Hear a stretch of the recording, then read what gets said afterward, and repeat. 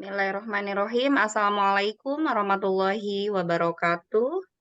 Waalaikumsalam Waalaikumsalam warahmatullahi wabarakatuh. wabarakatuh. Selamat malam, salam sejahtera untuk kita semua. Malam. Alhamdulillahirrahmanirrahim. Kita berjumpa kembali ya Bapak Ibu di sini di pembahasan kali ini yang tertinggal waktu itu ya Pak ya. Iya. Sekarang itu pedagogik. Iya. Ya. Saya harap Bapak Ibu semua ini dalam keadaan sehat ya. Terus Amin semangat. insyaallah. Ya, sebelum Semangat kita lagi. ke pembahasan, marilah kita berdoa terlebih dahulu. Berdoa dimulai.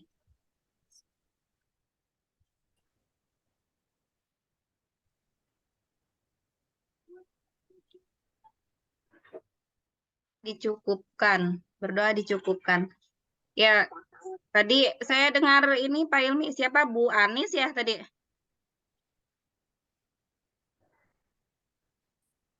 Yang tadi Saya siapa? Bu, saya Ibu Miss. Siapa? Ibu Miss. Pedagogiknya saya belum dapat. Kemarin saya nggak ikut. Oh, memang pedagogik malam hari ini ya Pak Ilmi? Pedagogik itu yang pertama kan Zoom-nya error gitu. Jadi ya, yang Zoom-nya error. Jadi baru malam ini ya. malam hari ini. Alhamdulillah. Iya. Pedagogik Silakan. sama matematik ya Bu Susi. Ya.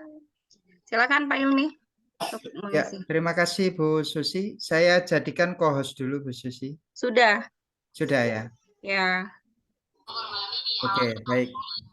Assalamualaikum warahmatullahi wabarakatuh. Warahmatullahi wabarakatuh. Selamat malam Bapak. Selamat malam Bapak Ibu semuanya. Mudah-mudahan Bapak Ibu semuanya tetap sehat, diberikan kelancaran dalam segala urusan, dan tentunya dikabulkan hajatnya, yaitu bisa lulus UP ya Bapak Ibu. Itu harapan kita Amin semua. Pak. Amin.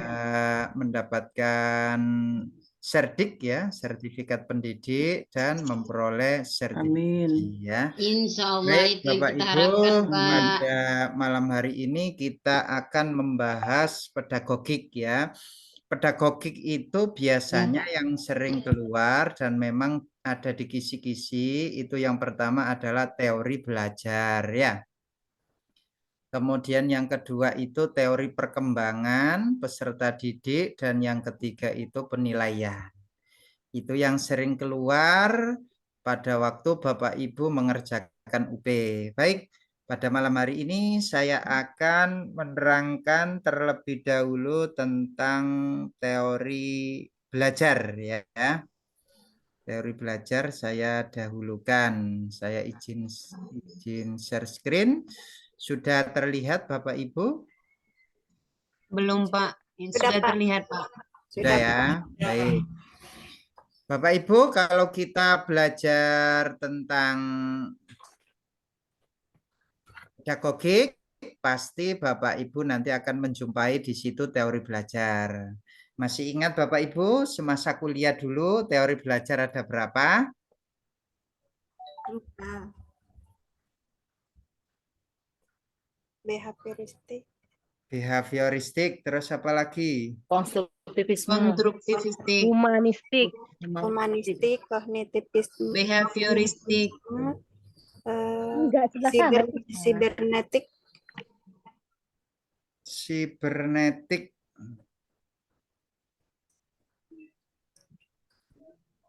Terus apa lagi Bapak Ibu kira-kira? Behavioristik, sibernetik, terus apa lagi? Kognitif Pak. Kognitif, Humanistik. Humanistik. Konstruktivisme. Konstruktivisme.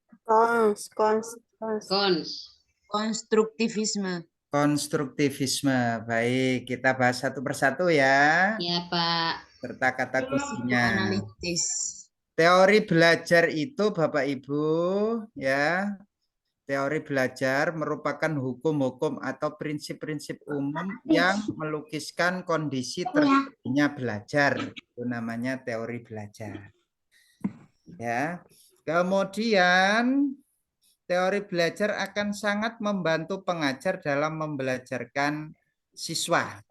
Dengan memahami teori belajar, pengajar akan memahami proses terjadinya belajar pada peserta didik. Pengajar akan mengetahui apa yang harus dilakukan sehingga dapat belajar dengan optimal.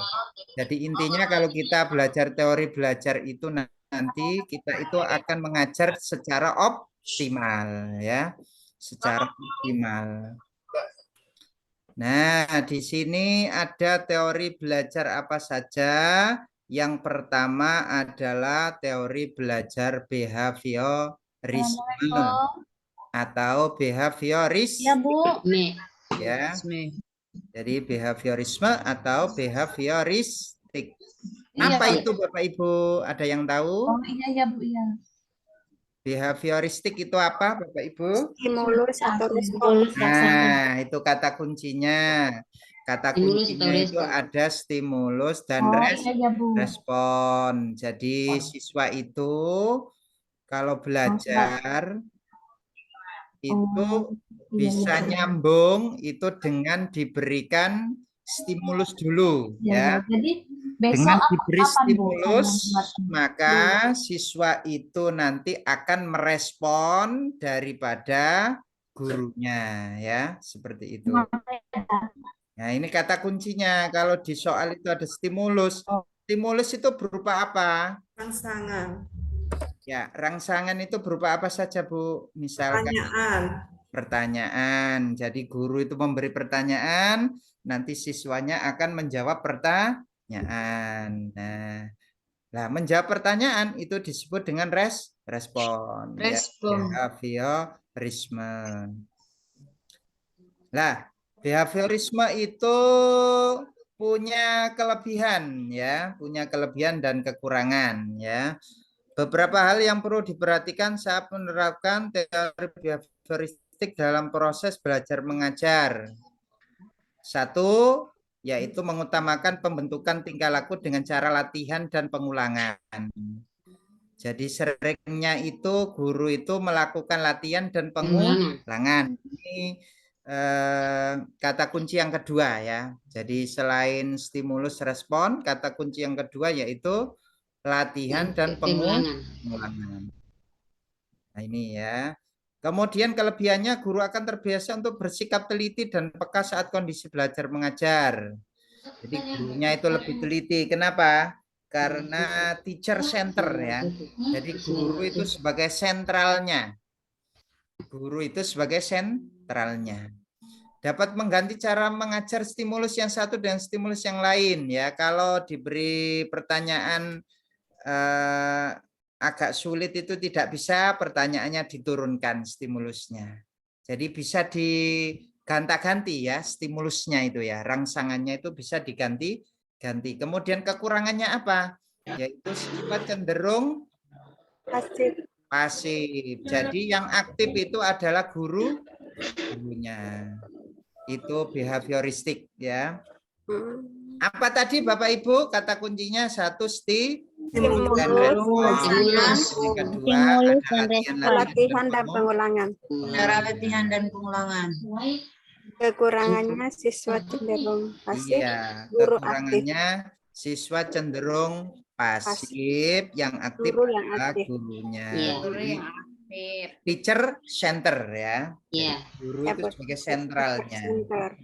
Oke. Terus Bapak Ibu biasanya behavioristik itu hanya melihat apa?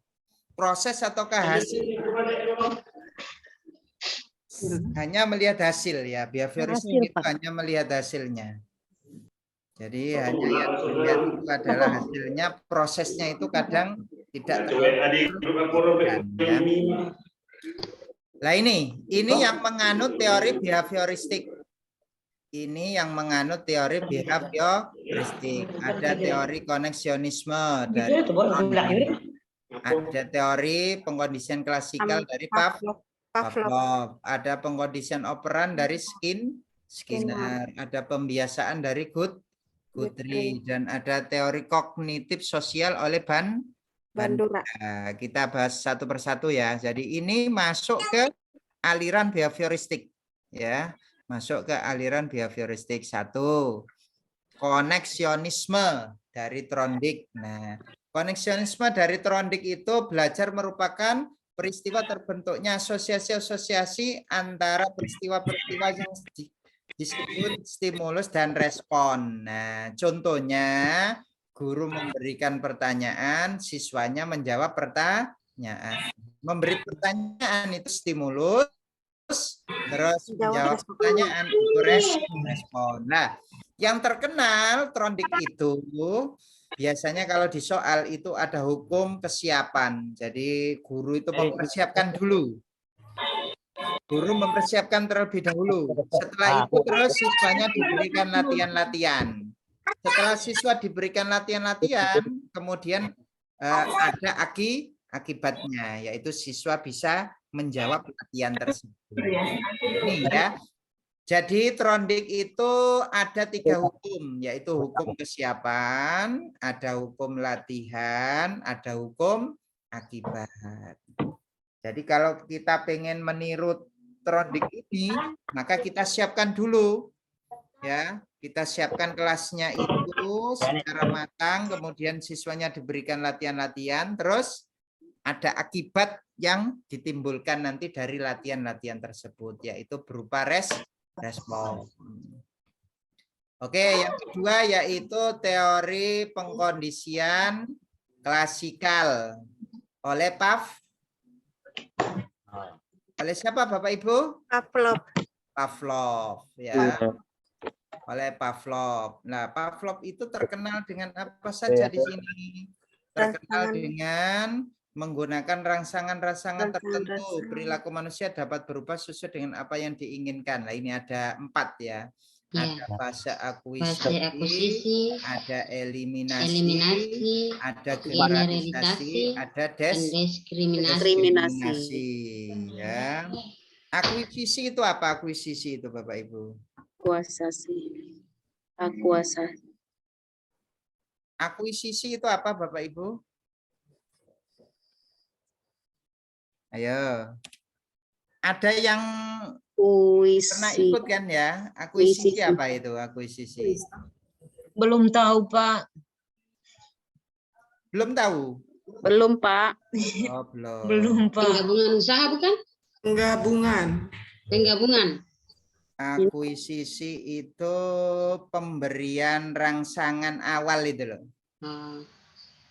Ya, itu akuisisi.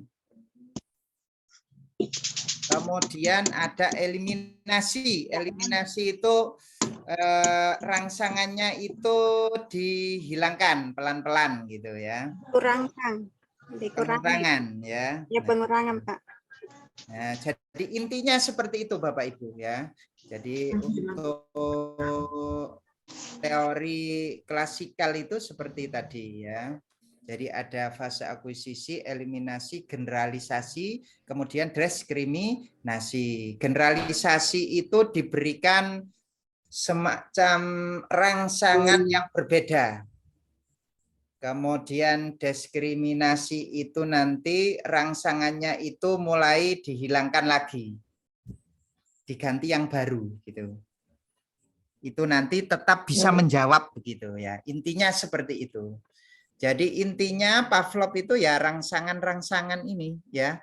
Nanti perilaku manusia itu akan berubah. Oke, lanjut berikutnya yaitu teori Skinner. Skinner itu kata kuncinya Skinner itu adalah reinforcement. Apa Bapak Ibu? Reinforcement itu penguatan. Jadi penguatan terbagi menjadi 2, ada penguatan positif, ada penguatan negatif. Penguatan positif itu siswanya itu diberi hadiah.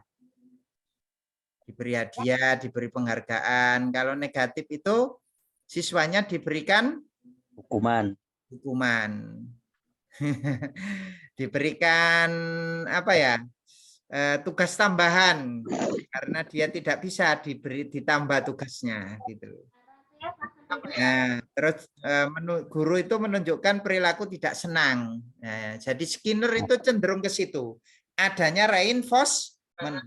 Reinforcement itu penguatan positif maupun penguatan negatif.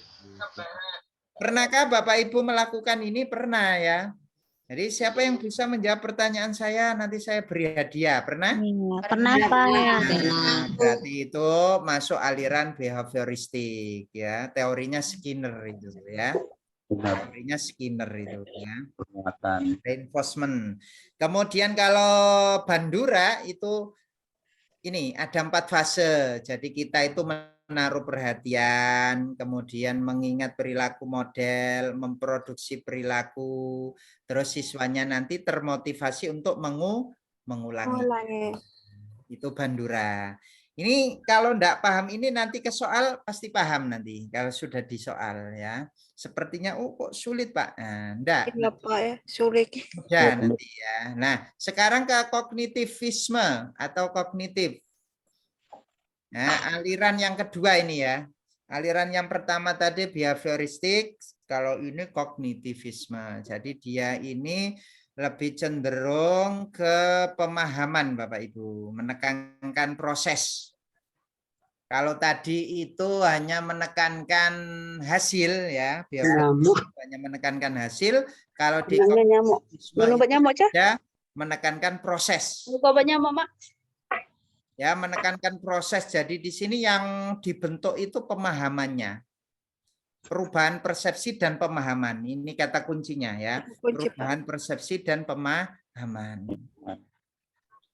Nah, hal-hal yang perlu diperhatikan ketika menerapkan teori kognitivisme. 1, materi itu Bapak Ibu disusun dengan pola sederhana dan kompleks. Jadi disusun sederhana dan kompleks. Jadi dimulai dari sederhana dulu, baru menuju ke kompleks. Itu kognitivisme, karena dia kan pemahaman ya, prosesnya yang diperhatikan ya. Siswa bukanlah orang dewasa yang sudah mengerti dan mudah dalam berpikir. Oleh karena itu guru harus memberikan pengarahan. Jadi siswa itu harus diarahkan, ya, diberikan pengarahan sesuai dengan usianya. Kemudian proses belajar mengajar harus memiliki makna. Agar keberhasilan murid tercapai, maka guru perlu mengamati perbedaan pada setiap murid. Jadi dilihat perbedaan dari setiap muridnya itu. Jadi tidak disamaratakan ya. Ini kelebihannya. Kelebihannya apa? Memudahkan siswa untuk memahami materi. Kenapa kok mudah dalam memahami materi Bapak Ibu? Karena tadi ini ya disusun dari sederhana ke kompleks. Jadi yang mudah dulu disuguhkan ke siswa itu ya. Terus siswanya menjadi mandiri dan lebih kreatif. Kenapa ini kok lebih mandiri dan kreatif? Karena di sini sudah student center ya. Jadi guru itu sebagai fasilitator. Nah, kalau tadi pasif gurunya, kalau yang ini guru, kalau tadi itu siswanya pasif, kalau ini siswanya sudah aktif ini ya, kognitivisme itu ya, aktif siswanya. Oke, selanjutnya kekurangannya teori ini belum bisa digunakan pada semua tingkat pendidikan. Kemudian pendidikan tingkat lanjut teori ini susah diterapkan. Nah, ini kelemahannya ya. Jadi ada kelebihan dan kelemahannya. Nah, ini yang ikut kognitivisme. Ada Piaget, ada Gardner, ada Brunner, ada Ausubel, ada Dienes, ada Van Hiel, ada Van Engen. Nah, nanti yang sering keluar saja yang kita bahas Bapak Ibu ya. Yang pertama Piaget. Piaget itu terkenal dengan 4 periode ya Bapak Ibu ya. Ada periode sensori motor. Usia berapa itu Bapak Ibu? 0 sampai 2 tahun. 0 sampai 2 tahun. Ada praoperasional 2 sampai 7 tahun. Kemudian operasional konkret 7 sampai 11 tahun. Operasional formal 11 tahun ke atas. Nah, ini kalau balita itu kan biasanya sensori motor ya. Sensorinya yang itu kan ya, yang condong ya. Nah, ini untuk Piaget ini ya. Nanti diingat-ingat ini, biasanya ada di soal ini ya. Jadi masuk praoperasional, apakah masuk konkret, apakah masuk formal. Oke, terus Yang selanjutnya yaitu Gagne. Gagne itu belajar itu diibaratkan seperti komputer ya. Jadi belajar itu diibaratkan seperti komputer. Jadi masuk, terus diproses, terus nanti ada outputnya gitu. Itu Gagne itu ya. Gagne seperti itu. Kemudian Brunner ini yang sering keluar Bapak Ibu. Brunner ini ya. Brunner itu kalau kita belajar anak itu dikenalkan dengan benda nyata dulu. Jadi inaktif. Misal kita itu penjumlahan gitu dikenalkan dengan buah apel misalkan. Apelnya ada 2, terus ditambah lagi apel 1 lagi ya. Nah, dikenalkan benda nyatanya dulu. Baru kemudian ikonik dikenalkan gambar ya, jadi gambarnya. Setelah benda nyatanya, kemudian apelnya itu digambar. Apel 2 ditambah apel 1 hasilnya 3 apel gitu. Baru setelah itu ke simbolnya. Simbolnya yaitu 2 ditambah 1 sama dengan 3 begitu. Itu teori Brunner. Jadi kita kenalkan benda nyata dulu, inaktif, kemudian ke gambar ikonik, selanjutnya ke simbol matematikanya. Begitu ya, cara membelajarkan ke peserta didik kita. Ausubel itu belajar itu harus memiliki makna. Ini ausubel, belajar itu harus memiliki makna. Oke. Lanjut berikutnya konstruktivisme, namanya saja konstruktivisme. Yaitu siswa itu membangun pengetahuannya sendiri. Jadi siswa itu mencari pengetahuannya sendiri. Guru itu hanya sebagai fasilitator ya. Nah, biasanya teori belajar ini itu nanti larinya ke itu loh Bapak Ibu, biasanya PBL, PCBL. Nah, itu konstruktivisme itu sudah ya. Sendiri itu konstruktivisme. Siswanya kan mencari sendiri ya, mencari pengetahuannya sendiri. Jadi konstruktivisme itu kata kuncinya adalah membangun pengetahuannya sendiri. Guru hanya sebagai fasilitator. Ini konstruktivisme saat mengajar sebaiknya memberikan kesempatan pada murid. Jadi kita beri kesempatan dia untuk berpendapat. Kenapa? Karena dia yang mencari pengetahuannya. Nah, kita hanya nanti mengarahkan sedikit-sedikit gitu kalau ada kesalahan ya. Murid diberikan waktu dan kesempatan untuk menceritakan pengalamannya. Jadi siswanya diberi kesempatan untuk menceritakan pengalaman yang dialami. Tuh, konstruktivisme. Lingkungan belajar mengajar harus kondusif. Nah, kemudian murid diberi kesempatan untuk membuat gagasan. Jadi intinya itu siswanya itu banyak diberi kesempatan. Ada pempes kata mama tadi dengar. Lanjut berikutnya kelebihannya ini kelebihannya proses mengajar guru dapat mengajarkan murid untuk mengeluarkan ide-ide. Jadi siswanya itu lebih kreatif di sini, bisa mengeluarkan ide-ide. Karena siswanya tadi kan diberi kesempatan untuk berpendapat, jadi lebih berani siswanya. Kemudian yang kedua, semua murid bisa mengingat pelajaran. Kenapa kok mengingat pelajaran, Bapak Ibu? Lebih mudah mengingat karena siswanya itu mengalami sendiri, ya, mencari sendiri kan tadi kan ya, siswanya itu aktif mencari. Menemukan sendiri. Iya, menemukan.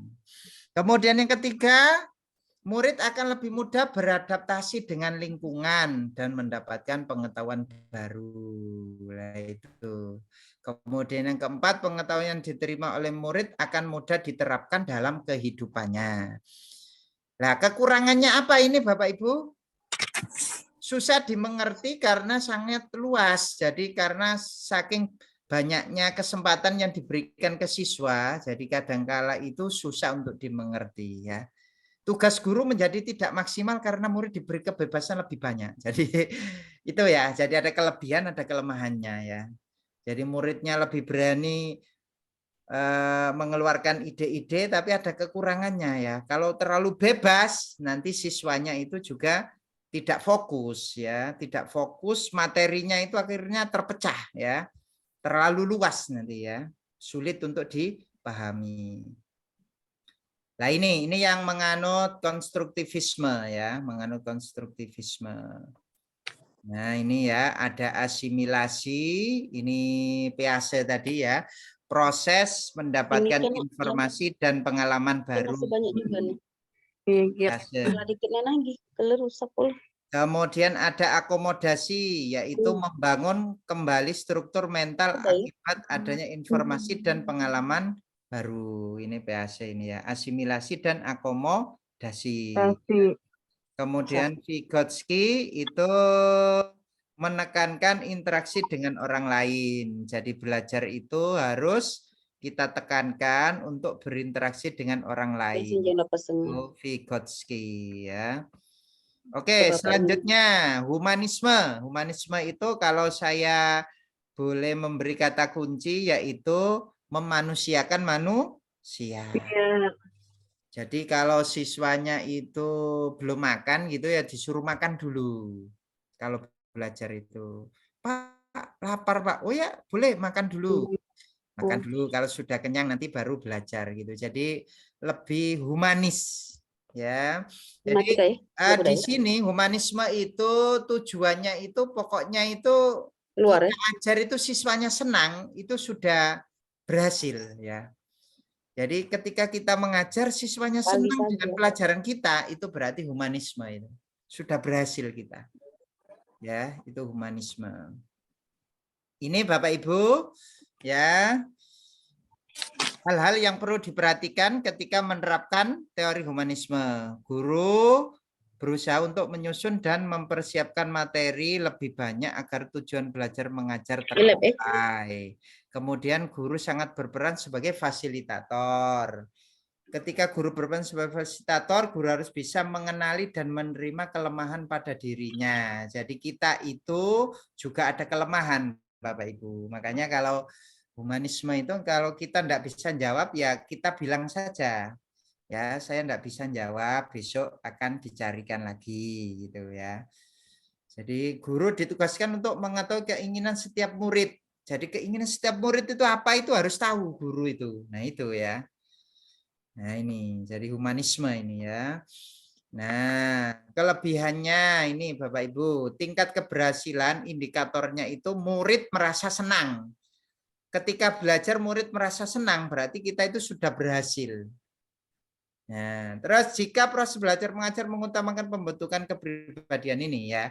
Jadi mengutamakan kepribadian, tingkah laku, hati nurani. Ini humanistik ini ya.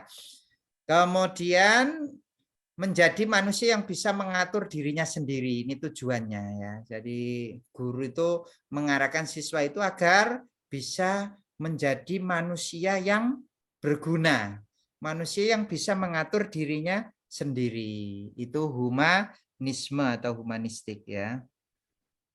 Nah ini yang ikut teori belajar humanisme. Nah kemudian sibernetik apa Bapak Ibu? Sibernetik itu berhubungan dengan teknologi ya. Sibernetik itu daring-daring itu loh Bapak Ibu. Berhubungan dengan teknologi. Ini Bapak Ibu yang bisa saya sampaikan. Sekarang kita ke soal saja biar lebih memahami ya. Saya off kamera karena sinyalnya kurang bagus Bapak Ibu ya. Iya Pak. Oke, sekarang kita ke sini. Nantilah bisa jawab Bapak Ibu ya. Sepertinya tadi kok sulit Pak. Ya, nanti bisa jawab. Oke, ayo coba. Silakan nomor 1. Oke. Selama kegiatan pembelajaran, Bu Anggun lebih menekankan mana, Pak? Oke. Lebih menekankan pada keaktifan peserta didik, critical thinking, menyusun konsep-konsep, serta memahami makna dari hal-hal yang dipelajari. Teori yang mendukung dari pemaparan di atas adalah A. Kognitif, B. Humanistik, B. Behavioristik, D. Konstruktivisme. E. Sibernetik. Aktifan Keaktifan siswa berarti Behavioristik. behavioristik ya, keaktifan siswa pendidik. peserta. Behavioristik. Behavioristik. Ada Iya. rangsangannya tak Bapak Ibu di situ? Nggak ada, Bu. Nggak ada. Ada rangsangannya. Konstruktivisme. Salah berarti. Atau memahami Ayo. makna. Aktif itu Kayaknya tadi boleh kan dicatat, Pak. kognitif sama konstruktivisme. Kognitif. Ya. Konstruktif. Kalau siswa tidak aktif. Ya, A. Terima kasih. Berarti. Konstruktivisme. Ya, D. Ada aktif. Konstruktivisme. Kenapa kok konstruktivisme? Yang aktif tadi kan kognitif sama konstruktivisme ya. Jadi Taruh pulang kok. Konstruktivisme. Pulang pati bagoreng telur. jadi kalau kognitif tadi itu aktif, cuman dia prosesnya ya, proses Yang menekankan pada proses Nah, daripada hasil. berhubung di sini itu critical thinking. Critical thinking itu berarti dia itu mencari sendiri kan ya? Ya, menemukan sendiri, Pak. Sendiri siswanya aktif. Memahami Memberikan makna dari kesempatan. hal yang dipelajari, maka lebih condong ke konstruktif. Konstruktivis. Nah, jadi bisa dipahami Bapak Ibu. Jadi bukan behavioristik ya. Behavioristik itu kalau ada rangsangan, ada Asik stimulus. siswanya Goreng. Kalau ini kan sudah aktif ini ya kan. Nah, Ya, Iya. sudah aktif di sini. Ah. Jadi kalau sudah aktif itu larinya ke kognitif atau Konstruktivisme. critical thinking. Maka lebih cocoknya adalah konstruktivisme. Oke, lanjut berikutnya yang nomor 2. Saya ya, Bu. Ya, Diam.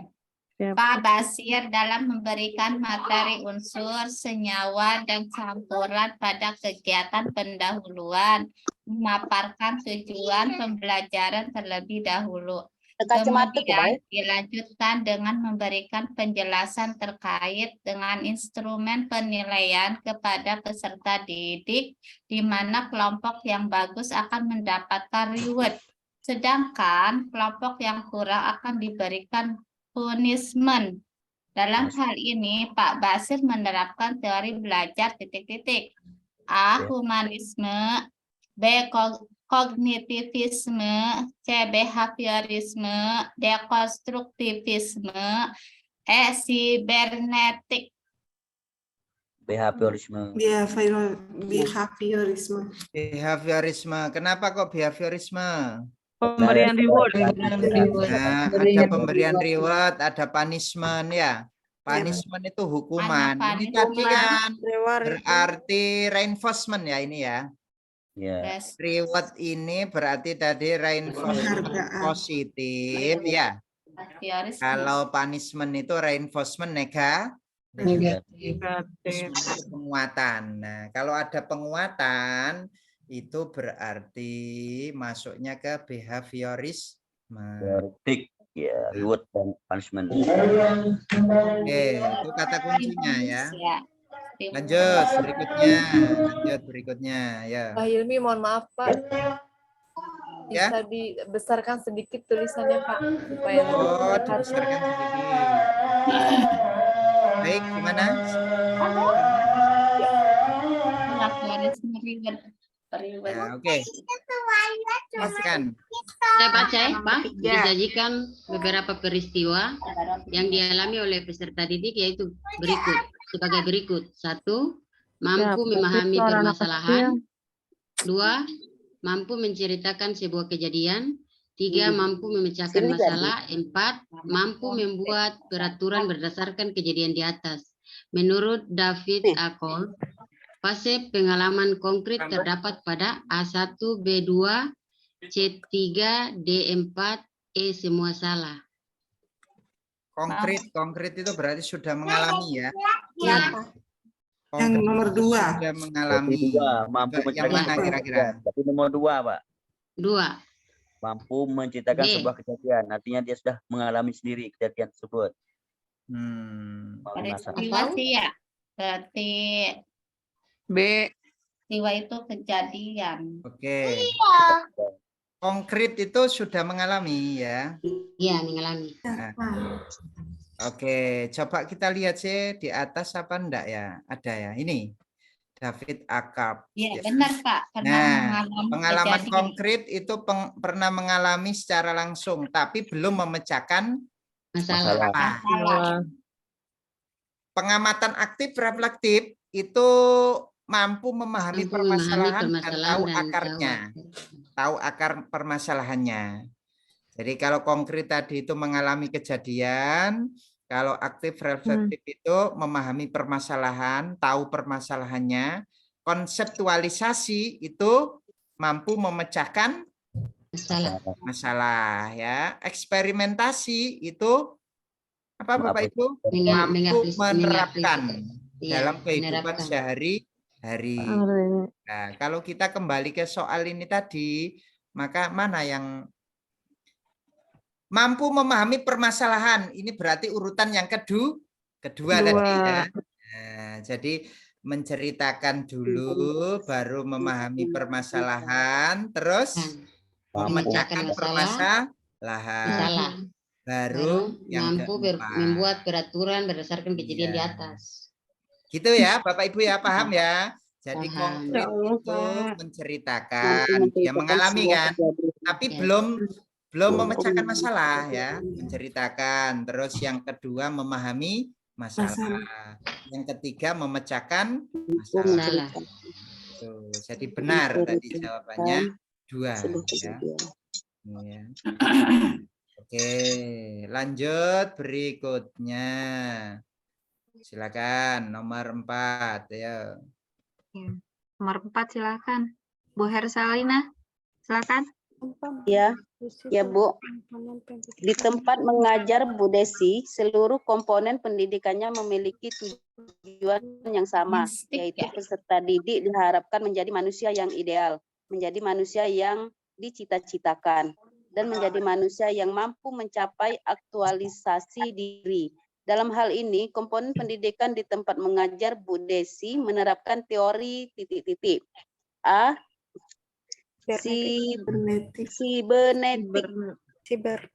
Sibernetik. B. Behavioristik. C. Humanistik. D. Konstruktivisme. E. Kognitivisme. Humanistik. Manusiakan manusia. Ya, membuat manusia happy. Manusiakan manusia. Memanusiakan manusia.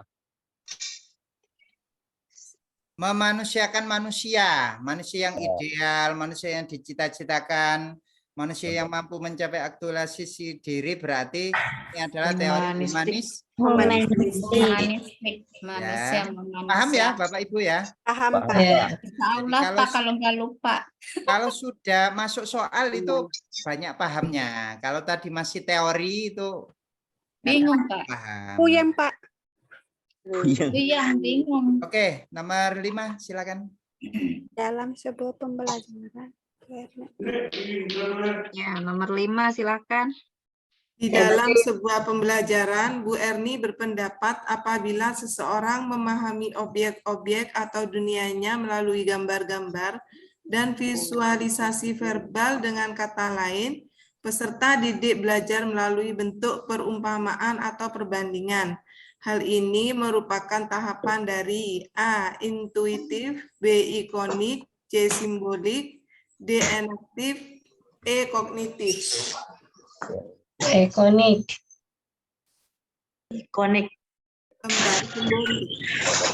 Ikonik dan gambar-gambar. Ya, ini berpendapat apabila seseorang memahami objek-objek melalui gambar-gambar dan visualisasi verbal, lain peserta didik belajar melalui bentuk perumpamaan, perbandingan. Hal ini merupakan tahapan dari apa Bapak Ibu? Gambar-gambar, simbol, Ikonik, simbolik, simbolik, gambar, Ikonik. Ya, simbolik itu sudah simbol Matematikanya tadi loh. Kalau 3 tambah simbolik, Pak. 1. Konik gambar-gambar. Ikonik gambar-gambar. Inaktif itu tadi Oh, ikonik. Ya, Kak. benda nyata ya. nyata. Inaktif Nyata. itu benda nyata. Ini Nyata. saya itukan lagi biar Bapak Ibu paham ya.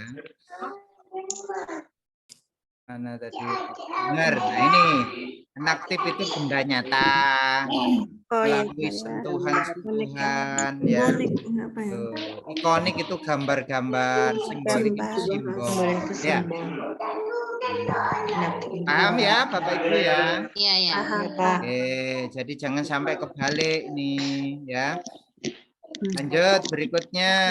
Nah, ini berikutnya. Berikutnya nomor 6. Bu Lilis, silakan Bu Lilis. Terima kasih Bu Susi. Bu Wahyu adalah salah satu guru di sekolah X. Dalam pembelajarannya kali ini, Bu Wahyu lebih mengedepankan agar peserta didik lebih memahami lingkungannya dengan menggunakan pengetahuan motoriknya. Misalnya dengan sentuhan, gigitan, ataupun pegangan kepada benda-benda yang nyata atau konkret. Dalam hal ini, Bu Wahyu menerapkan konsep kognitivisme oleh Brunner pada tahapan A. Enaktif, B. Intuitif, C. Ikonik, D. Simbolik, E. Kognitif. A. Enaktif. Enaktif. Oh, bisa menjawab ya karena Pak. ini ya. Benda nyata. Sentuhan, Benda gigitan, Benda nyata, benda nyata sentuhan. atau konkret ya. Benda nyata. Ya, benda Iya, Pak. nyata enaktif. Itu loh maksudnya itu Bapak Ibu ya. Kalau simbolik, Ini akan semakin paham. Gambar Ini enaktif. masuk teorinya Brunner ini ya. Jadi nomor 5 dan nomor 6 ini masuk teori Brunner. Lanjut berikutnya nomor 7 ayo. Sebelum pembelajaran Enaktif. tidak mengajar siswa yang terpelajar siswa. Nomor 7, silakan. Bu Asniati. Terima kasih Bu Susi. Sebelum pembelajaran, Bu Fida mengajak siswanya untuk berdoa terlebih dahulu, memeriksa kehadiran siswa, dan menyampaikan manfaat materi yang akan dipelajari. Hal ini bertujuan untuk mempersiapkan peserta didik menerima materi pelajaran. Pada awal pembelajaran, Bu Fida menayangkan sebuah video untuk menarik perhatian. Kemudian Bu Fida memberikan latihan-latihan soal.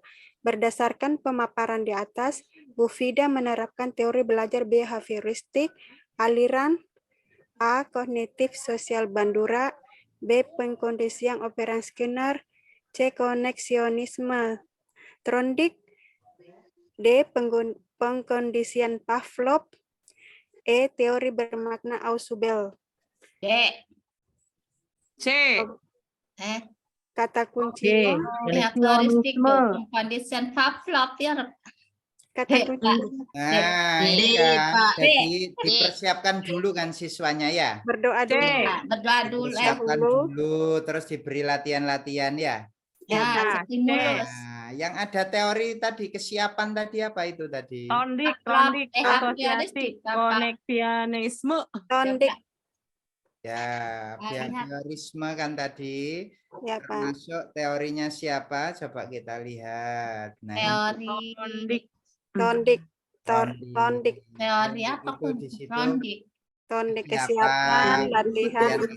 Latihan akibat. Kesiapan. Paham ya Bapak Ibu ya? Paham, Pak. Nah, jadi contohnya Insya Allah, Pak. tadi. Nah, jadi disiapkan dulu berdoa ya kan? Terus di situ diperiksa pikirannya, menyampaikan manfaat materinya.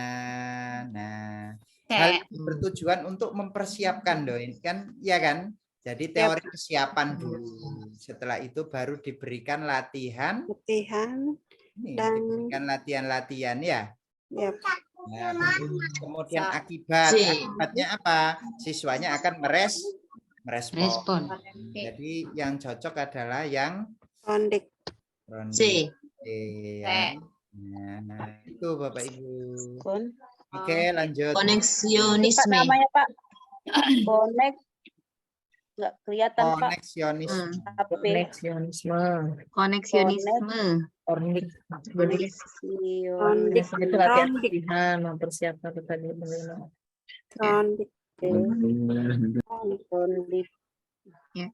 Paham Nomor ya? 8 ya. Oke, nomor 8. Nomor 8. Silakan Bu Enis Herunisa. Silakan Bu Enis. Baik, Bu. Kasih. Perhatikan langkah-langkah pembelajaran yang dilakukan oleh Bu Hilya sebagai berikut. 1. Menetapkan tujuan yang harus dicapai oleh peserta didik. 2. Menggunakan reinforcement positif secara sistematis pada saat respon peserta didik muncul. 3. Selalu mengadakan kuis atau tes untuk mengetahui pengetahuan yang sudah dipelajari oleh peserta didik. 4. Selalu mengadakan remedial untuk peserta didik yang belum tuntas. Berdasarkan pemaparan di atas, Bu Hilya menerapkan teori belajar A. Humanistik, B. Konstruktivistik, C. Kognitivistik, D. Behavioristik, E. Sibernetik. Behavioristik. Ada reinforcement, ada kuis-kuis, itu apa berarti? Behavioristik.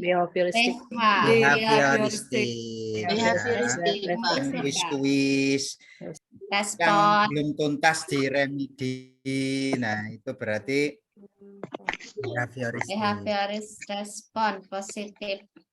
Nah, reinforcement itu apa sih? Penguatan.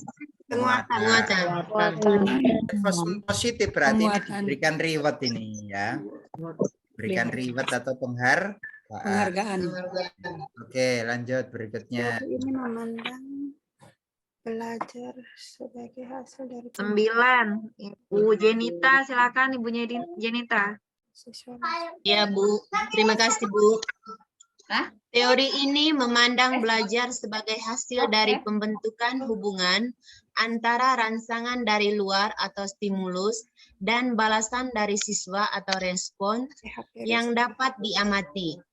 Semakin sering hubungan atau bond antara rangsangan dan balasan terjadi, maka akan semakin kuatlah hubungan keduanya, law of exercise. Teori belajar yang dimaksud adalah A. Behaviorisme, B. Humanistik, C. Sibernetik, D. Konstruktivisme, E. Kognitivisme. A. Behaviorisme, Ibu. A. Behaviorisme. Ya, ada stimulus, ada responnya. Respon. Stimulus. Ya. Oke, lanjut berikutnya. 10. Ibu Halida. Ibu Halida Hanum, silakan. Ya, terima kasih Mbak Susi. Di dalam proses pembelajaran, para siswa dihadapkan dengan situasi di mana ia bebas untuk mengumpulkan data, membuat dugaan, hipotesis, mencoba-coba teriak respon, mencari dan menemukan keteraturan pola, menggeneralisasi atau menyusun rumus beserta bentuk umum, membuktikan benar tidaknya dugaannya itu. Hal ini merupakan penerapan teori belajar konstruktivisme. Mencari kan ya? Iya Pak, betul. Dan membangun pengetahuannya sendiri ya? Konstruktivisme. Oke, lanjut berikutnya. Silakan 11. Untuk 11. Ibu Nur Afni. Silakan Ibu Nur Afni. Ya, Bu. Pada masa kini siswa dituntut untuk dapat belajar setiap saat dan bisa terjadi dimanapun. Hal ini terjadi karena kemajuan teknologi yang memungkinkan belajar jarak jauh dalam jaringan atau online. Pernyataan di atas sejalan dengan teori belajar. A. Sibernetik, B. Konstruktivisme, C. Behaviorisme, D. Kognitivisme, E. Humanistik. Sibernetik karena berhubungan dengan teknologi. Sibernetik Karena berhubungan dengan teknologi. Kata kuncinya kemajuan teknologi. Teknologi. Cibernetik. Dan IT. Kemajuan teknologi. Ya. Kalau Zoom meeting itu sibernetik ya Pak ya? Iya. Ya. Seperti ini sibernetik berarti. Ya. Oke, lanjut berikutnya. 12. Berikutnya 12 Ibu Debi. Silakan Ibu Debi. Baik Ibu, terima kasih. Melati adalah anak yang selalu bersemangat di kelas. Ia selalu berusaha menjawab pertanyaan-pertanyaan yang dilontarkan guru. Guru memberikan tepuk tangan untuk menghargai usaha Melati dan terkadang memberi acungan jempol pada saat Melati menjawab pertanyaan yang benar. Maka yang dilakukan oleh guru tersebut menganut teori dari A. Ausubel, B. Piaget, C. Brunner, D. Skinner, E. Bandura. Memberikan tepuk tangan, acungan jempol, ayo. Skinner. Ya. Bandura ya. Reinforcement positif. Skinner. Apa tadi? Teorinya siapa reinforcement tadi? Skinner. Benar.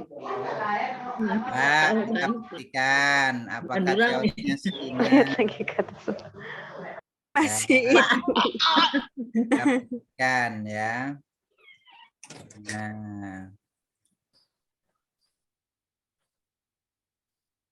Nah, reinforcement. Nah, reinforcement itu betul sekali. Skinner. Ya. Reinforcement. Tadi berarti berupa penguatan positif ya. Diberikan tepuk tangan, acungan jempol, itu reinforcement itu ya. Reinforcement berarti Skinner Pak ya.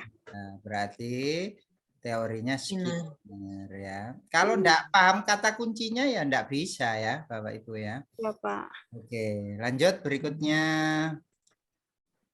Skinner. Ada 13. Silakan Ibu Fitri Aisyah. Mana? Ada? Ya Bu, nomor Ya, 13 silakan. ya. Ya. Pada pembelajaran matematika, siswa diminta menemukan sifat-sifat persegi panjang oleh gurunya. Siswa tersebut dapat menemukan sendiri sifat-sifat bujur sangkar karena pada pembelajaran sebelumnya sudah belajar mengenai bangun datar. Menurut Ausubel, hal ini menunjukkan A. Belajar dengan penemuan yang bermakna, B. Belajar dengan penemuan tidak bermakna, C. Belajar menerima yang bermakna, D. Belajar menerima yang tidak bermakna, E. Belajar penemuan. A. Belajar penemuan yang bermakna. Ya, Ausubel itu belajar itu penemuan yang bermakna. Ausubel ya. Ausubel. Baik, yang selanjutnya Bapak Ibu 14 silakan. 14. Ibu Dwi Lestari silakan. Ausubel bermakna. Ibu Dwi. Ya. Ya, silakan. Saat Edo mengajukan pertanyaan kepada guru, guru kemudian memberikan pujian kepada Edo. Karena diberi pujian, membuat Edo lebih terus meningkatkan kemampuan untuk mengajukan pertanyaan-pertanyaan yang baik lagi ke depannya. Maka hal tersebut sejalan dengan teori A. Behavioristik, B. Kognitif, C. Humanistik, D. Konstruktivistik, E. Sibernetik. Behavioristik. Diberi Kenapa kok pujian. behavioristik Bapak Ibu? Karena diberi pujian. Rangsangan berupa apa? Pujian. Memberikan pujian. Lebih terus meningkatkan. Siswa Bapak Ibu itu sering-sering diberi pujian ya. Membuat kado. Membuat peserta didik kita itu semakin meningkat kemampuannya ya. Oke, lanjut nomor 15. Nomor 15 silakan. Ibu Bapak sekarang deh ya. Bapak Zainal. Bapak Zainal Arifin. Ya, Iya silakan Bu, Pak. terima kasih. Menurut Piaget, yang seharusnya dilakukan guru dalam proses pembelajaran adalah sebagai berikut kecuali A. Mengajar dengan bahasa yang sesuai dengan cara berpikir anak, B. Membantu anak agar dapat berinteraksi dengan lingkungan sebaik-baiknya. C. Bahan yang harus dipelajari anak hendaknya dirasakan baru tetapi tidak asing. D. Anak-anak hendaknya diberi peluang untuk saling berbicara dan berdiskusi dengan teman-temannya. E. Menghadapkan anak pada situasi yang membingungkan atau suatu masalah. Menghadapkan anak yang Pak, pada situasi yang membingungkan. Lanjut, berikutnya yang nomor 16, silakan. Berikutnya Ibu Lukita Sari. Silakan Ibu Lukita Sari. Aktif pembelajaran adalah membimbing Mana? stimulus. Ibu Lukita Sari ada? Tidak ada, Bu. Nggak ada ya. Ibu Rohma. Ibu Rohma silakan. Nggak ada, Bu. Ya, Contoh silakan. penerapan teori behavioristik yang dapat dilakukan oleh guru dalam praktek pembelajaran adalah A. Membimbing siswa dalam memperoleh pengetahuan. B. Menyediakan atau memberikan kegiatan-kegiatan yang merangsang keingintahuan siswa dan membantu mereka mengekspresikan gagasannya. C. Memberikan stimulus kepada peserta didik berupa penataan lingkungan belajar. D. Memahami tahap-tahap perkembangan peserta didik dan menggunakan metode pembelajaran sesuai dengan tahap tersebut. E. Memberikan penjelasan pengetahuan baru. C. Yang jawabannya Stimulus. Memberikan stimulus. C. Antara B dan C, yang mana kira-kira? Antara B dan C. Pak. Ya, Pak. B juga merangsang. Pak. Yang Memberikan stimulus. Saya pilih B, Pak.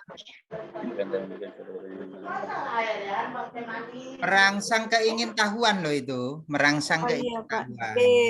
Berarti nanti larinya ke konstruktif. Memberikan stimulus. Berarti yang C lah, Pak, benar. Memberikan Jawabannya stimulus. adalah yang C. C. Memberikan stimulus. Stimulus berupa penataan lingkungan Belajar. Kalau yang Nah, B itu nanti merangsang keingintahuan, itu nanti masuknya ke konstruktivisme. Iya. Kan mereka mengekspresikan gagasan-gagasan kan ya? Konstruktif. Iya. Ya, jadi jangan sampai kecoh ya. Itu ada rancangan tapi di situ Iya, bukan. Pak. Itu soal pengecoh. Iya. Kalau merangsang dia masuk ke Yang B itu termasuk konstruktivisme ya, Pak, ya? teori apa, Pak? Yang B, Iya. yang B itu sehingga siswa bisa Konstruktivisme. mengekspresikan gagasannya, itu konstruktivisme. Konstruksi ya. Oh, kata kuncinya merangsang ya, Pak, ya? Bukan, kata kuncinya itu di sini adalah Pengetahuan. siswanya itu bisa mengekspresikan gagasan. Menemukan Oke, sendiri, keingintahuan. gagasan sendiri. Keingintahuan itu kan nanti kan menemukan kan, membangun sendiri kan ya. Berarti konstruktivisme ya, Pak? Konstruktivisme, oh iya ya, Pak. Konstruktivisme itu. Oh. Kalau behaviorisme memberikan stimulus pada sendiri. Oke. Konstruktivisme saya kurang. Sama-sama ada stimulus ya. Membimbing siswa dalam memperoleh pengetahuan baru ini juga konstruktivisme. Memahami tahap-tahap peserta didik ini kognitivis. Oh, kognitivisme. Kognitivisme. Kan kita kan kalau kognitif itu kan harus paham terhadap tahapan-tahapan perkembangan peserta didik. Itu kognitif itu ya. Memberikan penjelasan pengetahuan baru. Apa Bapak Ibu? Kira-kira masuknya ke mana? Pengetahuan baru, memberi penjelasan. Kognitivisme. Umum ya ini ya. Kalau ini umum ini ya. Behaviorisme. Diskriminasi, Pak. Juga ada penjelasan, kognitif juga ada penjelasan. Jadi umum ini ya, yang E itu ya. Masih umum. Penjelasan pengetahuan baru. Oke ya. Baik, lanjut berikutnya yang nomor 17. 17.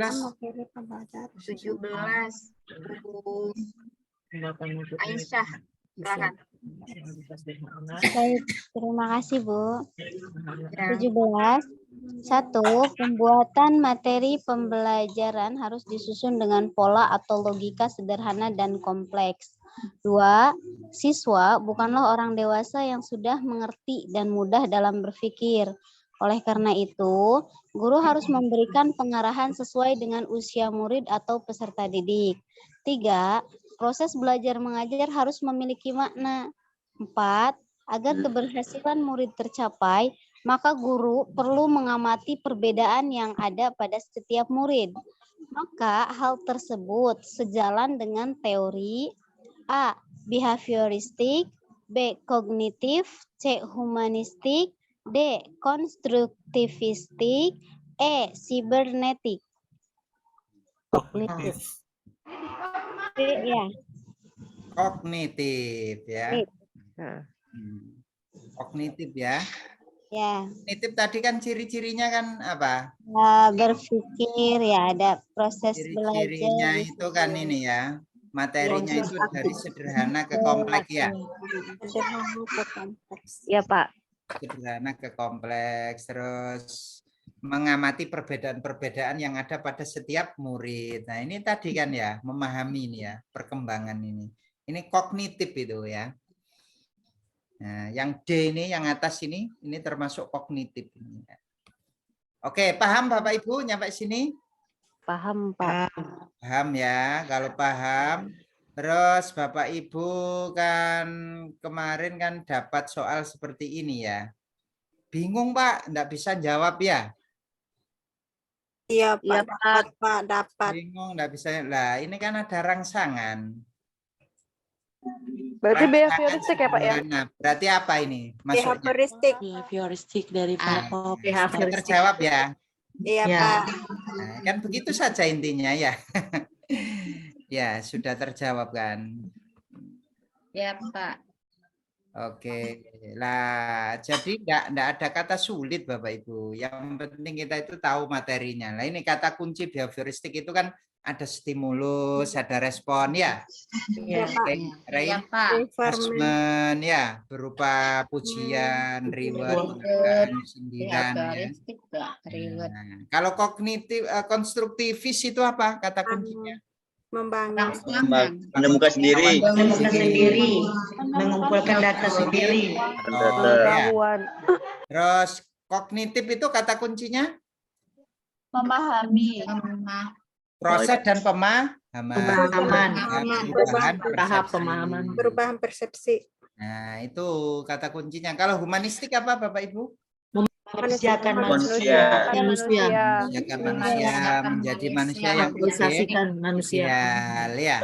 Berbudi luhur. Berbudi luhur, ideal ya. Nah, selanjutnya kita ke materi berikutnya yaitu perkembangan peserta didik. Teori perkembangan peserta didik. Nih. Teori perkembangan peserta didik. Ada teori psikoanalitis, ada teori kognitif, ada teori perilaku dan belajar sosial, ada teori etologi, ada teori ekologis. Nah, kita satu persatu ya Bapak Ibu ya, kita bahas ya. Nah, psikoanalitis itu apa kata kuncinya yang saya beri tanda kuning? Hakikat serta perkembangan kepribadian seseorang. Hakikat serta perkembangan kepribadian seseorang. Nah, itu ya. Terus yang kedua? Perkembangan kepribadian akan disebabkan oleh konflik-konflik yang terjadi pada masa kanak-kanak. Nah, itu psikoanalitis itu ya. Psikoanalitis jadi hubungannya itu dengan emosi. Motivasi ya itu ya. Nah, di sini ada unsur ID yaitu ada sejak lahir terdiri dari insting dan dorongan mendasar. Kemudian yang kedua itu adalah kemudian ada ego mulai berkembang ya. Kemudian yang ketiga itu ada super ego. Nah, itu Sigmund Freud. Jadi ada ID, ada ego, ada super Ego. Enggak nurut. Oke, terus kalau Erison ini ada percaya diri, tidak percaya diri. Itu usia berapa Bapak Ibu? 0-18 bulan. Ya, 18 tahun. Ya, terus otonom, malu, ragu-ragu itu 18 sampai 3 tahun. Ya. Inisiatif, rasa bersalah itu 3 sampai 6 tahun. Rendah diri itu 6 sampai 12 tahun. Ya, identitas, kebingungan peran itu 12 sampai 18 tahun. Nah, ini kan biasanya kan masa mencari jati diri kan ya, 12 sampai 18 tahun ya. Begitu ya. Jadi teorinya seperti itu. Keintiman isolasi itu 18 sampai 35 tahun. Kemudian bangkit stagnan itu 35 sampai 64 tahun. Integritas keputusasaan itu 65 tahun. Jadi 65 tahun masa putus asa ya. Oke, ini hanya teori Bapak Ibu ya, hanya teori seperti ini. Kemudian kognitif tadi sudah ya, PASE tadi ya. Sensori motor itu bayi usia ini ya. 0 sampai 24 bulan atau 2 tahun. 2 tahun sampai 7 tahun itu apa Bapak Ibu? Operasional. Nah, ini mulai berkembang intuitif atau penggunaan simbol ini ya, penggunaan simbol. Kemudian konkret itu 7 sampai 11 tahun. 7 sampai 11 tahun. Kemudian yang formal 11 tahun. 11 tahun. Jadi kalau formal itu sudah SMA ya, SMP ya.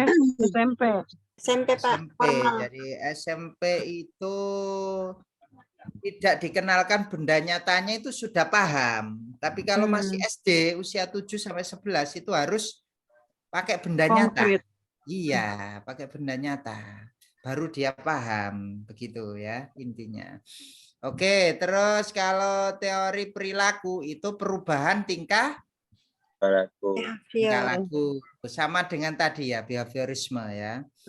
Kemudian untuk teori sosial itu ya tentunya ada kaitannya dengan hubungan sosial ya, menekankan perilaku, lingkungan dan faktor kognisi. Berarti ini Albert Bandura Pak ya? Ya, Albert Bandura itu ya. Oke, terus etologi itu dipengaruhi oleh biologi terkait dengan evolusi. Ya. Evolusi, teori evolusi Bapak Ibu ya, biologi ya, terkait dengan biologi itu etologis ya, terkait dengan biologi. Terus untuk ekologis itu apa Bapak Ibu? Terkait perkembangan individu dengan interaksi dengan lingkungan. Nah, ekologis itu interaksi dengan lingkungan ekologis. Sekarang biar lebih cepat karena waktunya ini kita terbatas ya, biar Bapak Ibu paham di sini sudah ada soal, kemudian ada kunci jawabannya ya. Jadi biar lebih cepat memahami.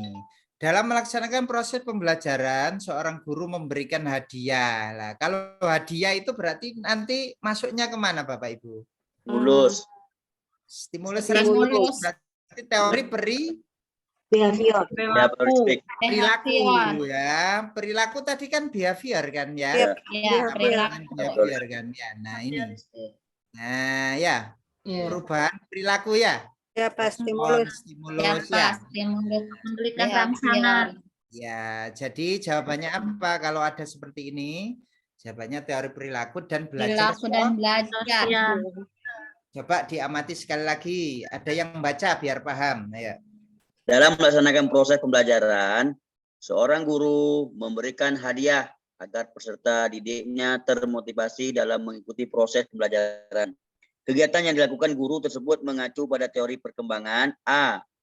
Teori psikoanalitis, B. Teori etologis, C. Teori perilaku dan belajar sosial, D. Teori ekologis, E. Teori kognitif.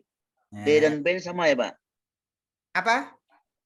B dan D. etologi, ekologi. Tidak sama, Pak. Tidak sama ya, Ya. ada Ekologis dengan etologi, ekologis. ada ekologi. Tidak sama. Ya, enggak sama ya Bapak Ibu. Oke, lanjut berikutnya yang nomor 2.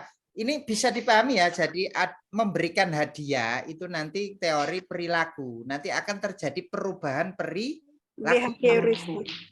Jadi termotivasi ya, termotivasi sama dengan behavior tadi ya. Oke, lanjut berikutnya yang nomor 2. Silakan, ada yang baca. Melaksanakan pembelajaran. Ya, silakan. Ibu Asmiati, silakan. Dalam melaksanakan pembelajaran mengenai ciri-ciri tumbuhan dikotil dan monokotil, seorang guru melaksanakan proses pembelajaran dengan membentuk kelompok-kelompok kecil. Setiap kelompok diminta untuk mengamati tumbuhan yang ada di sekitar sekolah. Pembelajaran tersebut dipilih agar terjadi interaksi antar siswa dengan lingkungannya. Kegiatan pembelajaran tersebut dilakukan dengan mengacu pada teori etologis, perilaku dan belajar sosial, kognitif, ekologis, dan psikoanalitis. Ekologis, kata kunci ekologis apa tadi? Interaksi dengan lingkungan. Jadi diingat-ingat Bapak Ibu, ekologis terjadi interaksi dengan lingkungan. Kalau etologis itu apa tuh, Pak? Ekologis. Nah, ini. Ekologis kan terjadi interaksi dengan lingkungan. Kalau etologis itu kaitannya dengan biologi. Dipengaruhi oleh biologi. Ekologis itu biologi, evolusi. Terkait dengan evolusi ya, biologi. Etologis. Jangan sampai kebalik ya. Ada etologis, ada ekologis. Lah, yang berkaitan dengan interaksi lingkungan itu adalah ekologis. Kalau etologi itu biologis, Pak ya? Iya, biologis. Berarti hubungan biologis. Paham ya? Berarti masuk gen itu, Pak? Gen. Ya, masuk gen itu. Betul sekali. Betul. Oke, lanjut berikutnya yang nomor 3 ya. Ya. Silakan, Ibu. Ya, silakan. Guru haruslah mendesain lingkungan belajarnya sedemikian rupa untuk menempatkan siswa dalam beragam aktivitas, peran, dan setting. Menantang mereka untuk menjadi pemimpin, penulis, ilmuwan, seniman, dan lain-lain. Kegiatan yang dilakukan guru tersebut mengacu pada teori perkembangan, A. Teori psikoanalitis, B. Teori etologis, C. Teori perilaku dan belajar sosial, D. Teori ekologis, E. Teori kognitif. D. Kayak tadi ya Pak, ekologis. Iya, ekologis. Karena di sini itu siswa itu nanti berinteraksi dengan lingkungan. Iya, Pak. Dengan lingkungan. Jadi siswa itu dikenalkan dengan peran sebagai pemimpin, ada yang jadi penulis, ada yang jadi ilmuwan. Jadi itu terjadi di lingkungan kan ya. Maka ini masuknya ke teori ekologi. Oke, lanjut berikutnya. Silakan ya nomor 4. Ya, berikutnya. Ibu Harsalena, silakan. Ekologis ya. Itu mendesain lingkungan ruang kelas yang dapat menghilangkan rasa stres dan memberi kesempatan kepada siswa untuk menyegarkan otaknya agar berfungsi dengan lebih baik. Kegiatan yang dilakukan guru tersebut mengacu pada teori perkembangan titik-titik. A. Teori psikoanalitis, B. Teori etologis, C. Teori perilaku dan belajar sosial, D. Teori ekologis, E. Teori kognitif. Nah, kalau yang ini etologis ini ya, menyegarkan otaknya kan ini hubungannya dengan biologis kan ya? Biologis ya Pak. Itu ada lingkungan ruang kelas itu Pak. Jadi Iya Pak, kayak itu bukan kata kuncinya Pak ya. Kayak pengecoh gitu sih Bukan, Pak. ya, bukan kata kuncinya yang itu. Kesempatan kepada siswa untuk menyegarkan otaknya agar berfungsi. Ini kaitannya dengan apa Bapak Ibu? Biologi. Biologi. Maka dia masuknya ke teori Etologis. Kalau itu. Ya, paham ya? Oh, iya. Berarti ketujuannya ya Pak, fokusnya Membedakannya itu. evolusi. Ya, Iya, Kak. fokusnya kan ke biologisnya kan ya. Kalau kita mengambil kata kunci mendesain lingkungan, berarti larinya ke ekologis, Pak ya? Iya. Berhubung ada lanjutannya di Ada situ lanjutannya, iya Pak. Ada lanjutannya kan ya. Menghilangkan stres dan ekologis. Coba perhatikan yang atas, yang nomor 3 dan nomor 4 kan ada perbedaan kan ya. Kalau di sini ini condong ke lingkungannya, kalau yang sini ini condong ke biologisnya ya. Iya, menyegarkan otak. Ya kan? Nah, oke, lanjut berikutnya. Susah juga soalnya. Kalau bisa ya Pak. Sedikit selik. Padahal sama-sama ada lingkungan. Lulus Pak, lulus. Kata kunci. Ya, nomor 5 ya. Ibu Juanetti. Iya, Bu. Silakan. Ada nggak? Dengan cara memastikan Mana? Ya, Ibu Wahyu, silakan Bu Wahyu. level pengetahuan. Ini mah kalau ini mah Guru membuat rencana pembelajaran yang sesuai dengan usianya. Hal ini dilakukan dengan cara memastikan bahwa tugas-tugas dan materi pelajaran sudah sesuai dengan level pengetahuan siswa yang sesuai dengan usia mereka pada umumnya.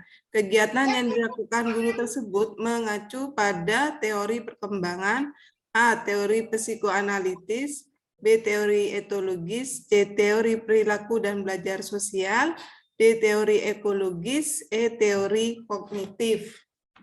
Yang E, karena pengetahuan, level pengetahuan. Iya, level pengetahuannya kan ya, kognitif itu Bapak Ibu ya. Pokoknya yang kuning-kuning ini kata kuncinya ini Bapak Ibu. Dipegang ya, kata kuncinya. hafal Biar hampir mati. biar enggak kebalik gitu ya, biar enggak Banyak yang harus dihafal ini Pak.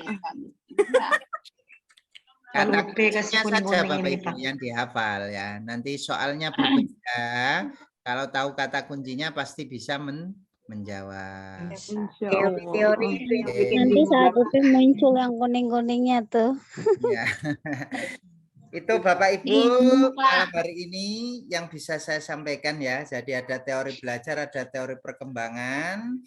Untuk besok malam saya lanjutkan lagi ya. Ada tentang penilaian Bapak Ibu. Jadi ada penilaian keterampilan, pengetahuan dan sikap ya. Itu akan kita evaluasi Pak ya.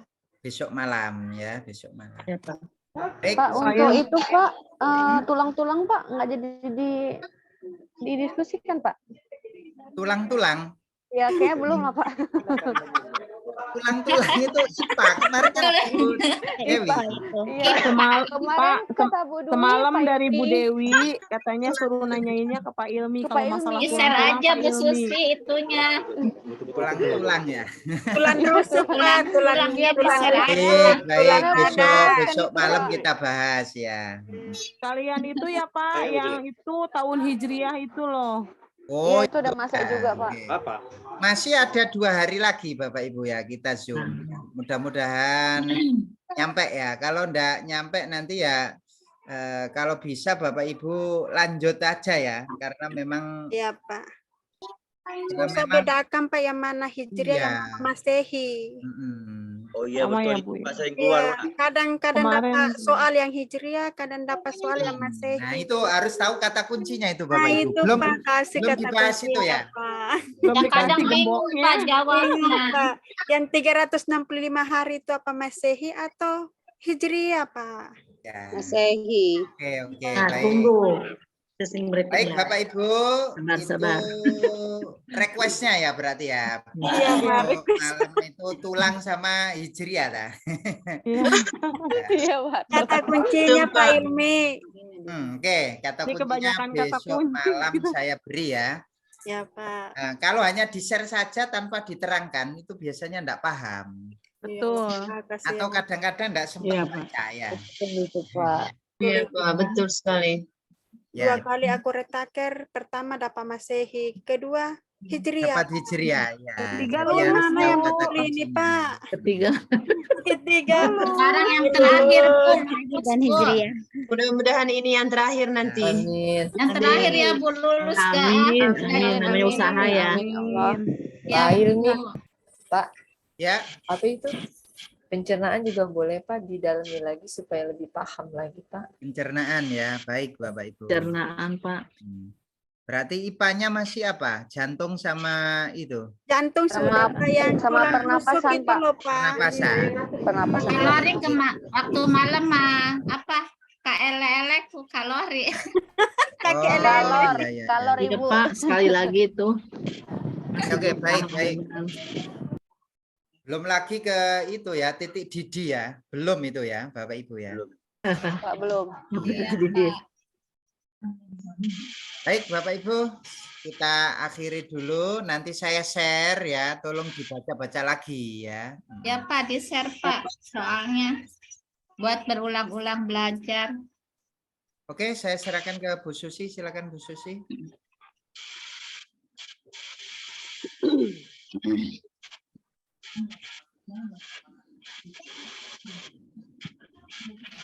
Ya, terima kasih Pak Ilmi. Mungkin untuk malam hari ini dicukupkan saja. Nanti ada 2 pertemuan lagi, 2 malam lagi. Nanti untuk materi yang request-nya itu nanti akan dibahas. Mungkin di tulang pernapasan ya, Bapak Ibu ya. Sama tadi apa? Tentang tahun Hijriah gitu kan. Matematik tuh. Iya, matematiknya juga. Benar. Si Sama Bu Dewi dan matematikanya Pak itu Ilmi belum paham, Bu Susi. ada 2 malam lagi. Pak Ilmi Matematika boleh tuh. dan Bu Dewi. Ya, Bu. Dan pertemuan kita 2 malam terakhir ini ya. Nanti dilanjut di RGS 12. Silahkan bagi Bapak Ibu yang mau melanjutkan bimbelnya bisa menghubungi Bu Artiwi. Ya, Seperti Bu. itu. Ya, Bu, Ya. kami lanjut. Untuk malam hari ini Lanjut, ya, ah, kita Bu. cukupkan saja. Lanjut Bu, lumayan Lanjut, pengisian. Bu. Lanjut, Bu. Lanjut Ya. Semangat. Mungkin butuh malam hari ini kita akhiri saja ya Ibu Bapak. Ya, Bu. Kurang, Bu. Semoga selalu semangat belajarnya, dibaca-baca lagi, LMS-nya dibuka kembali, soal-soal yang ada di LMS dibaca, dipahami lagi, materinya juga selalu semangat ya. Dan saya perlu ingatkan lagi, kita pada penyelesaian soal UP itu tidak ada hilangkan kata saya itu bisa, saya itu mampu, jangan. Terlalu percaya diri juga nggak baik. Karena kenapa? Di sini kita membahas soal-soal ini, di sini kita menyamakan persepsi. Ya, menyamakan, oh ini jawabannya, ternyata ini. Gitu kan? Kita sama-sama di sini. Ayo kita sama-sama, lalu kita kaji kembali, pahami kembali, ya. Dan optimis lah. Mudah-mudahan UP besok nanti, UP yang terakhir. Amin ya Allah. Biar Bapak Ibu semua dapat menikmati servisnya. Amin. Amin. Ya, secepatnya. Amin. Doain ya, Mbak Ya, Susi. untuk malam hari ini saya cukupkan.